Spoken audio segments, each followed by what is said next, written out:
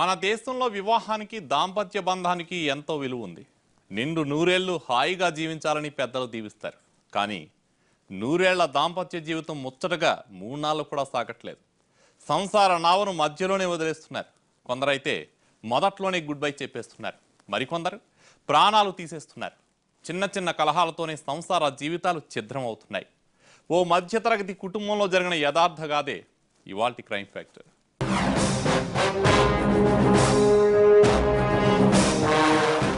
పెళ్లి చేసుకుంటే సరిపోదు, అర్ధాంగికి జీవితాంతం తోడు నీడగా ఉన్నవాడే అసలైన భర్త.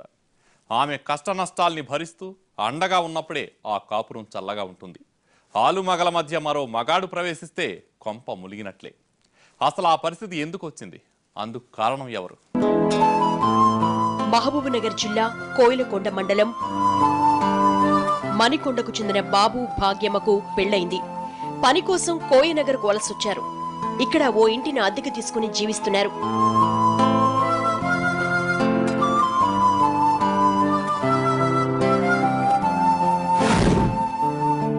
మొదట్లో వీళ్ల కాపురం సాఫీగా సాగేది. 2 పిల్లలతో చిన్న కుటుంబం, చింతలేని కుటుంబంలా ఉండేవాళ్లు.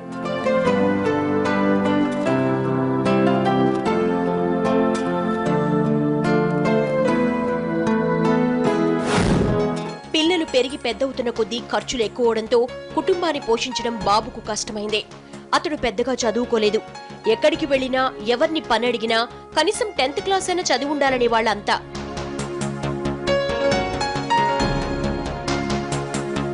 కూలి పని కోసం బాబు రోజుల తరబడి ఊరంతా తిరిగేవాడు. మండు టెండల్లో వెతికినా కాళ్లకుండే చెప్పులు అరిగిపోయేవే కాని పని మాత్రం దొరికేది కాదు. ఏ భర్తైనా 4 రాళ్లు సంపాదిస్తేనే ఇంట బయట గౌరవ మర్యాదలుంటాయి. ఎప్పుడైతే బాబు పని లేక నిరుద్యోగిలా మారాడో అప్పటినుంచి వీళ్ల కాపురంలో కలతలు మొదలయ్యాయి.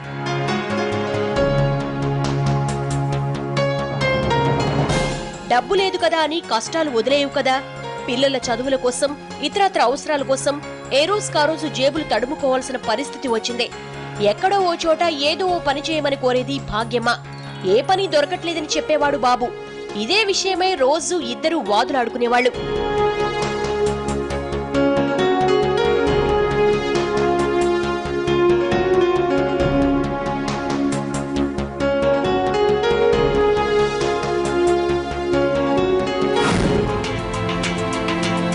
ఇంట్లో ప్రశాంతత లేకపోవడంతో ఇంటికెళ్లాలంటేనే ఇబ్బందిగా ఫీల్ అయ్యేవాడు బాబు. ఆ సమయంలో వీళ్ల సంసారంలో మరో పిడుగు పడింది. బాబు మద్యానికి బానిసయ్యాడు. కుటుంబాన్ని పోషించలేకపోతున్నానన్న ఆలోచనే అతన్ని మద్యానికి దగ్గర చేసింది.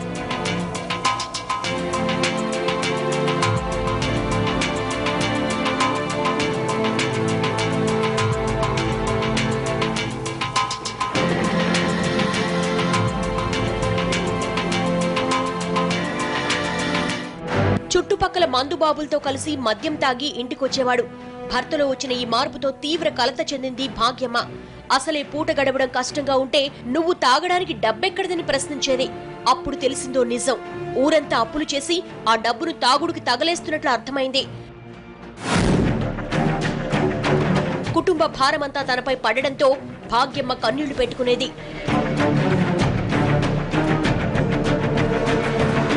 భర్తను తిరిగి మామూలోని చెయ్యాలని భాగ్యమ్మ ఎంతగానో ప్రయత్నించింది.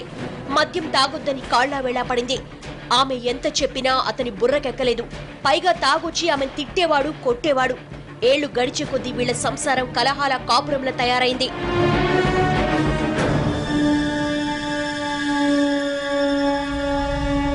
భారంగా మారిన భర్తను ఏ భార్య అయినా ఎన్నాళ్ళు భరిస్తుంది? ఏదో ఒకరోజు తన దారి తాను చూసుకుంటుంది. ఇక్కడ అదే జరిగింది. బాబుతో పడలేకపోయిన భాగ్యమ్మ అతన్ని వదిలి వెళ్లిపోయింది. పెళ్లైన 6 ఏళ్ల తర్వాత బాబును వదిలేయాలని నిర్ణయించుకుంది భాగ్యమ్మ. తాగుడు మానేస్తేనే నీతో కలిసుంటా, లేదంటే నా దారి నేను చూసుకుంటా అని తెగేసి చెప్పింది. అప్పటికే జులైలా మారిన బాబు ఆమె మాటల్ని పెడచెవిన పెట్టాడు.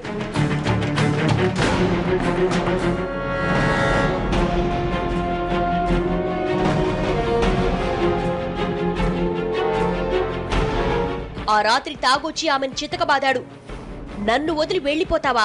పోతే పో, నువ్వు లేకపోతే నేను బతకలేను అనుకుంటున్నావా? నాకేంటి, మగాణ్ణి, ఎలాగైనా బతికేస్తా అంటూ నోటుకొచ్చినట్లు వాగాడు.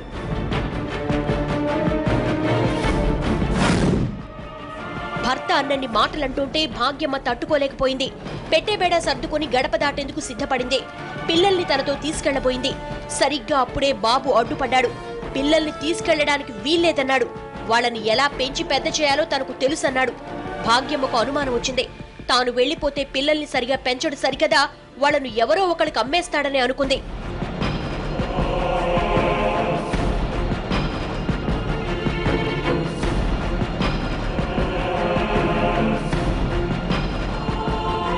అందుకే ధైర్యం చేసి భర్తను ఎదిరించి పిల్లల్ని తనతో తీసుకెళ్తానని, తానే పెంచుకుంటానని ఖరాఖండిగా చెప్పింది.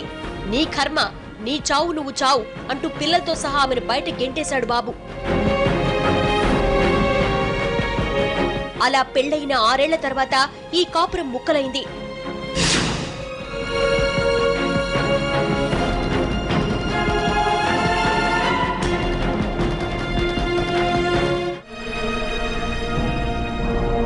అర్ధరాత్రి సమయం, చుట్టూ చీకటి.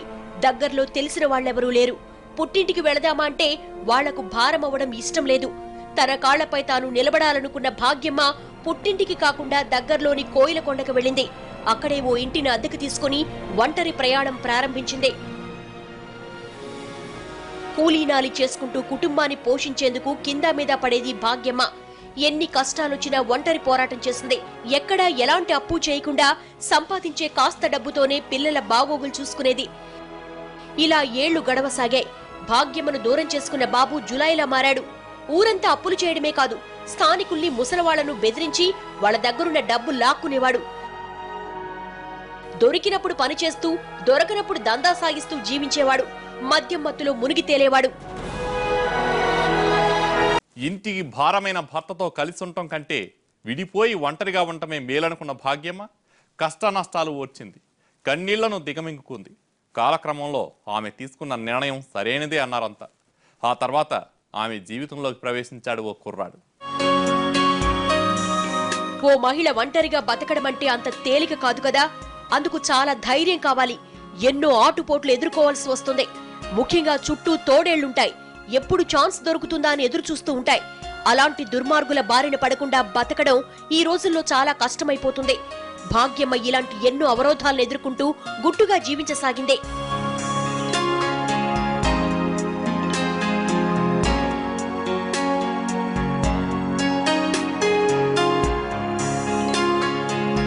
ఏ మగాడి కంటా పడకుండా, ఎవరి జోలికి వెళ్లకుండా తన పని తాను చేసుకునేది భాగ్యమ్మ. అయితే ఆమెలో ఈ మంచితనమే ఓ కుర్రాన్ని ఆకట్టుకుంది.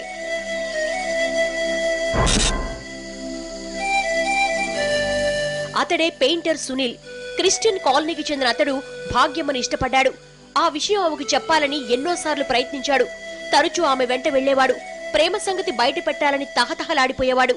అయితే పరాయి మగాళ్లను కన్నెత్తైనా చూడని భాగ్యమ్మ సునీల్ను ఏనాడూ చూసింది, మాట్లాడింది లేదు.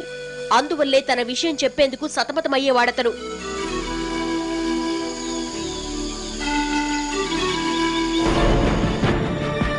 ఎన్నాళ్లనిలా వెంట తిరిగేది, లాభం లేదు. ఇవాళ ఎలాగైనా విషయం చెప్పేయాల్సిందే అనుకున్న సునీల్ ఆ రోజు ధైర్యం చేశాడు. దారిన పోతున్న భాగ్యమ్మను ఒక్క నిమిషం మీతో మాట్లాడొచ్చా అని అడిగాడు. ఆమె ఏంటని అడిగింది. మరేం లేదు, మీరంటే నాకెంతో గౌరవం. చాలా కాలంగా మిమ్మల్ని గమనిస్తున్నాను. ఈ విషయం మీకు ఎలా చెప్పాలో తెలియలేదు. మీకు అభ్యంతరం లేకపోతే మీతో జీవితాన్ని పంచుకుంటాను అన్నాడు. సహజంగా పెళ్లైన అమ్మాయికి ఎవరైనా ఐ లవ్ యూ చెబితే లాగి ఒక్కటిస్తారు. ఇక్కడ సునీల్ అలా చెప్పలేదు. తన ప్రతి మాటలో ఆమెపై ఉన్న గౌరవాన్ని చాటుకున్నాడు. అందుకే అతన్ని ఏమీ అనకుండా కాస్త ఇబ్బంది పడుతూ తన ఇంటి వైపు వెళ్లిపోయింది భాగ్యమ్మ. ఆల్రెడీ పెళ్లైనా భర్త అండగా లేడు. అసలు ఎక్కడున్నాడో, ఉన్నాడో లేదో కూడా తెలియదు. మగతోడు లేకపోతే సభ్య సమాజం ఎలా చూస్తుందో, ఎన్నెన్ని సూటిపోటి మాటలు భరించాల్సి వస్తుందో ఆమెకు అనుభవమే. ఇంటికెళ్లిన భాగ్యమ్మ ఆ రోజంతా ఆలోచించింది. పెరిగి పెద్దవాళ్లవుతున్న పిల్లలకు తండ్రి అవసరం ఎంతైనా ఉందనుకుంది. కుర్రాడితో పరిచయం దైవ నిర్ణయంగా భావించింది. విధిరాతకు అడ్డు చెప్పకూడదనుకుంది. అన్ని విధాలా ఆలోచించి ఓ నిర్ణయం తీసుకుంది.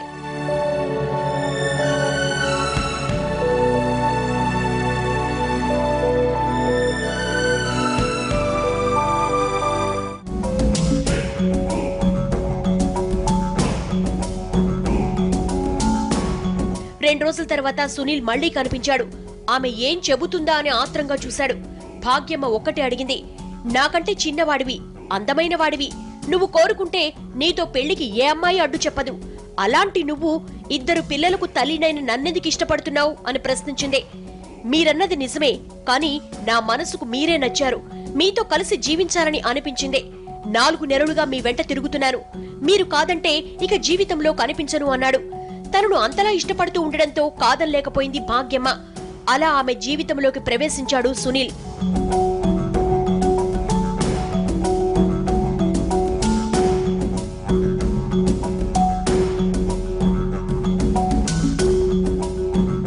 సునీల్ రాకతో భాగ్యమ్మ జీవితం నందనవనం అయ్యింది. ఆ కుటుంబంలో మళ్ళీ సంతోషాలు వెల్లివిరుస్తాయి.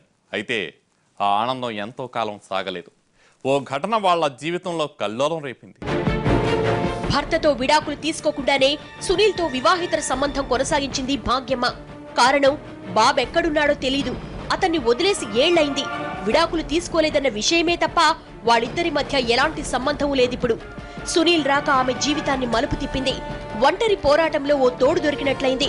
మళ్లీ ఆ ఇంట్లో నవ్వుల పువ్వులు పూశాయి. పెయింటర్ అయిన సునీల్ భాగ్యమ్మను పెళ్లి చేసుకోకపోయినా తరచూ ఆమెను కలుస్తూ ఉండేవాడు. ఆర్థిక సమస్యల నుంచి గట్టెక్కిచ్చేవాడు. పిల్లల చదువులకు, ఇతరత్ర అవసరాలకు డబ్బిచ్చేవాడు. అప్పుడప్పుడు వాళ్లను సినిమాలకో షికార్లకో తీసుకెళ్లేవాడు. ఫలితంగా ఈ కుటుంబానికి మళ్లీ మంచి రోజులు వచ్చినట్లయింది. కష్టాలు దూది పింజల్లా ఎగిరిపోయాయి. రోజులన్నీ సరదాగా సాగిపోతున్న తరుణంలో వివాహేతర సంబంధం విషయాన్ని ఎవరో బాబు చెవిన పడేశారు. అంతే, తాను బతికుండగా తన భార్యతో వేరేవాడెవడో ఉండడమేమిటని ఆగ్రహంతో ఊగిపోయాడు.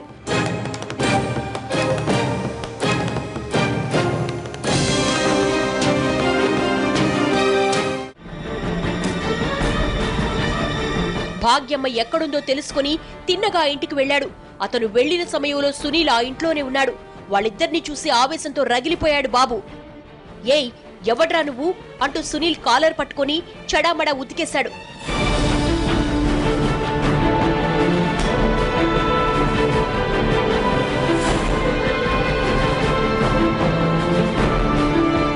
అతన్ని కొట్టొద్దని భాగ్యమ్మ బతిమిలాడినా ప్రయోజనం లేకపోయింది.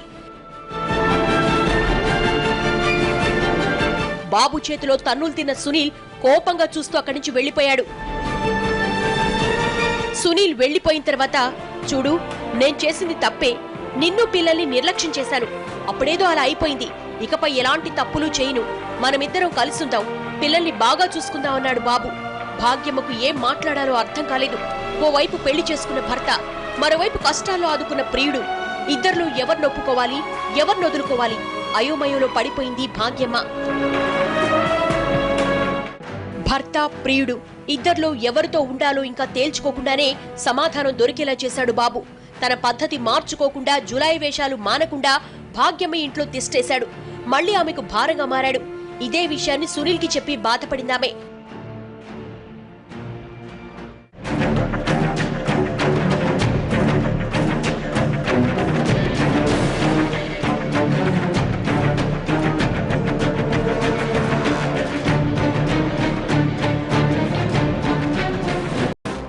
మద్యానికి బానిసైన బాబు మాట నిలబెట్టుకోలేదు. ఇదివరకటిలాగే తాగొచ్చి ఇంట్లో రాద్ధాంతం చేస్తాడు. అక్రమ సంబంధం పెట్టుకుందంటూ నానాగోళ చేస్తాడు. కథ మళ్లీ మొదలుకొచ్చింది. ఆ పరిస్థితుల్లో భాగ్యమ్మ ఓ ఆవేశపూరిత నిర్ణయం తీసుకుంది. అదే ఆమె జీవితాన్ని చిన్నాభిన్నం చేసింది.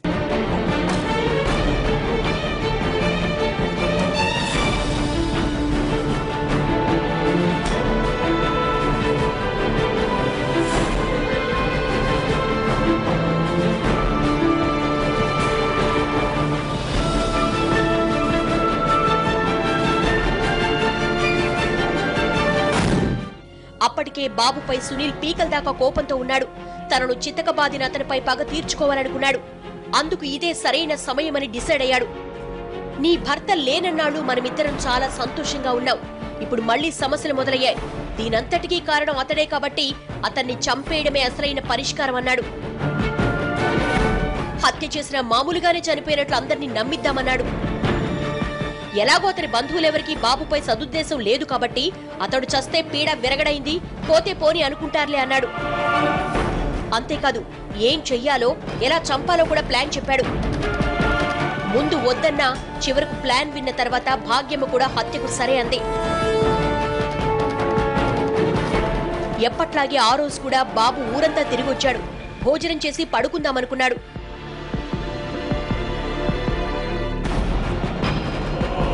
అతనిపై లేని ప్రేమ ఒలకబోసిన భాగ్యమ్మ స్వయంగా మద్యం తెచ్చిచ్చింది.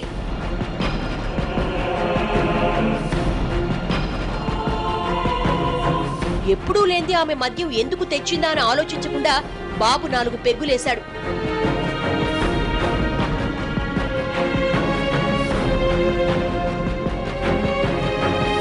అంతే, మద్యం మత్తులోకి జారుకున్నాడు. అర్ధరాత్రి బాబు మత్తుగా నిద్రపోతున్న సమయంలో సునీల్ ఆ ఇంటికొచ్చాడు. అతడితో కలిసి తన భర్తను హత్య చేసేందుకు భాగ్యమ్మ మానసికంగా సిద్ధపడింది.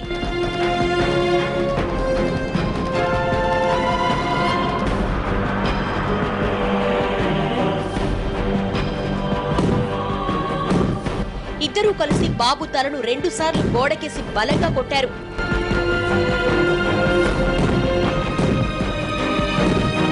అంతే, ఆ దెబ్బలకు దిమ్మ తిరిగిపోయింది. దాంతో అక్కడికక్కడే ప్రాణాలు విడిచాడు బాబు.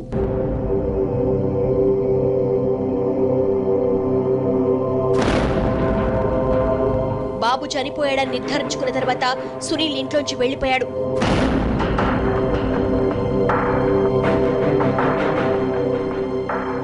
ఆ తెల్లారే అది సహజ మరణంగా అందరినీ నమ్మించాలని చూసింది భాగ్యమ్మ. అయితే బాబు అన్నయ్య నరసింహులకు ఎక్కడో అనుమానం వచ్చింది. పోలీసులకు కంప్లైంట్ ఇచ్చాడు. పోలీసులు ఆమెను లోతుగా ప్రశ్నించడంతో అసలు విషయం బయటపడింది. బాబును వాళ్ళిద్దరూ కలిసి చంపేసినా స్థానికులు, బంధువులెవరూ అతనిపై జాలి చూపలేదు. కారణం, ఇన్నాళ్లు ఆవారాలా తిరుగుతూ అందరి దగ్గర డబ్బు లాక్కుంటూ అతడు చేసిన అరాచకపు పనులే. ఇలాంటి వాడు బతికితే ఎంత, చస్తే ఎంత అని అంతా అనుకున్నారు.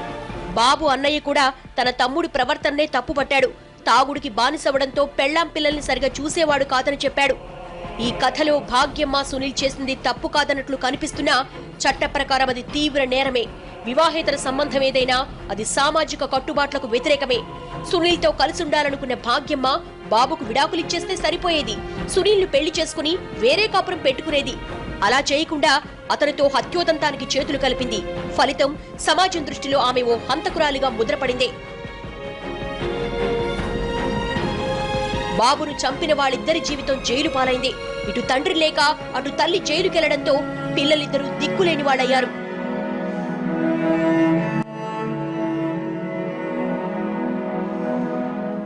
భార్యాభర్తల్లో ఇద్దరూ సమానమే. ఏ ఒక్కరు తప్పు చేసినా ఆ కుటుంబంలో అందరికీ ఇబ్బందులు తప్పవు. ఈ కథలో బాబు వల్లే ఈ అనర్థమంతా జరిగినట్లయింది. మొదటి నుంచి అతని కుటుంబాన్ని చక్కగా పోషించి ఉంటే ఈ పరిస్థితి వచ్చేదే కాదు. అయితే సంసారం అన్నాక సమస్యలు, కాపురం అన్నాక కష్టాలు కామనే. వాటిని సరిదిద్దుకుంటూ ముందుకు వెళ్ళాలి తప్ప తప్పటడుగులు వేయవద్దంటోంది ఈ కథ. ఇది ఇవాల్టి క్రైమ్ ఫ్యాక్టర్. రేపటి ఎపిసోడ్లో మరో వాస్తవ గాథను చూద్దాం.